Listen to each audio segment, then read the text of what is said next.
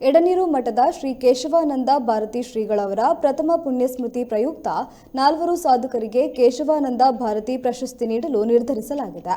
ಎಡನೀರು ಮಠದ ಶ್ರೀ ಸಚ್ಚಿದಾನಂದ ಭಾರತಿ ಮಹಾಸ್ವಾಮೀಜಿಯವರ ಉಪಸ್ಥಿತಿಯಲ್ಲಿ ನಾಳೆ ಕಲ್ಲುಗುಂಡಿ ಶಾಲಾ ವಠಾರದಲ್ಲಿ ಪ್ರಶಸ್ತಿ ಪ್ರದಾನ ಕಾರ್ಯಕ್ರಮ ನಡೆಯಲಿದೆ.